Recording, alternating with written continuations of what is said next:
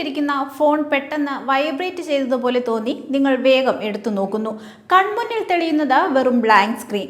ഒരു കോളോ മെസ്സേജോ നോട്ടിഫിക്കേഷനോ പോലുമില്ല. നിങ്ങളുടെ ജീവിതത്തിൽ എപ്പോഴെങ്കിലും ഇങ്ങനെ സംഭവിച്ചിട്ടുണ്ടോ? എങ്കിൽ ഉറപ്പിച്ചോളൂ, നിങ്ങൾ ഒറ്റയ്ക്കല്ല. ലോകമെമ്പാടുമുള്ള കോടിക്കണക്കിന് സ്മാർട്ട് ഫോൺ ഉപയോക്താക്കൾ ഇന്ന് ഒരേ സമയം നേരിട്ടുകൊണ്ടിരിക്കുന്ന വിചിത്രമായ ഒരു അവസ്ഥയാണിത്. ശാസ്ത്രലോകം ഇതിനെ വിളിക്കുന്നത് ഫാൻറ്റം വൈബ്രേഷൻ സിൻഡ്രം എന്നാണ്. കേൾക്കുമ്പോൾ ഭയക്കേണ്ട ഒരു മാരക രോഗമല്ല ഇത്. നമ്മുടെ തലച്ചോറിനുണ്ടാകുന്ന ഒരുതരം ഡിജിറ്റൽ ഭ്രമം മാത്രമാണ്.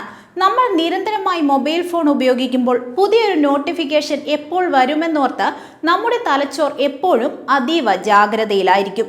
ഇതൊരു ശീലമായി മാറുന്നതോടെയാണ് പ്രശ്നം തുടങ്ങുന്നത്.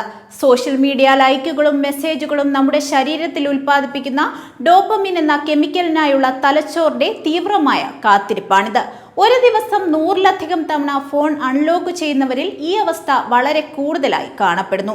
നമ്മുടെ വസ്ത്രങ്ങൾ ശരീരത്തിൽ ഉരസുന്നതോ നടക്കുമ്പോഴോ കസേരയിൽ ഇരിക്കുമ്പോഴോ ഉണ്ടാകുന്ന ചെറിയ പേശി ചലനമോ, എന്തിന് ഫോൺ ഇരിക്കുന്ന ഭാഗത്തുണ്ടാകുന്ന ചെറിയൊരു കാറ്റടിക്കുന്നത് പോലും ഫോൺ വൈബ്രേറ്റ് ചെയ്യുന്നതാണെന്ന് നമ്മുടെ തലച്ചോർ തെറ്റായി വ്യാഖ്യാനിക്കുന്നു.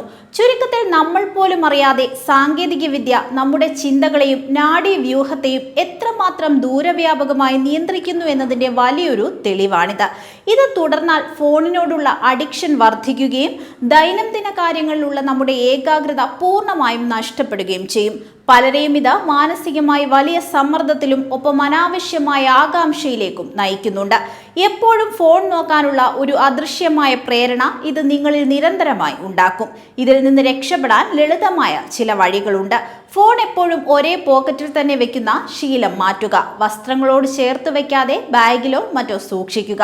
വീട്ടിലിരിക്കുമ്പോൾ ഫോൺ സൈലന്റ് മോഡിലോ ജനറൽ മോഡിലോ ഇട്ട് ദൂരെയുള്ള ഒരു ടേബിളിൽ വെക്കുക.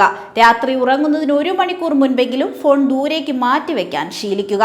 ആഴ്ചയിൽ ഒരിക്കൽ ഡിജിറ്റൽ ഡീറ്റോക്സ് ചെയ്യുന്നത് വഴി തലച്ചോറിന് കൃത്യമായ വിശ്രമം നൽകാൻ നമുക്ക് സാധിക്കും.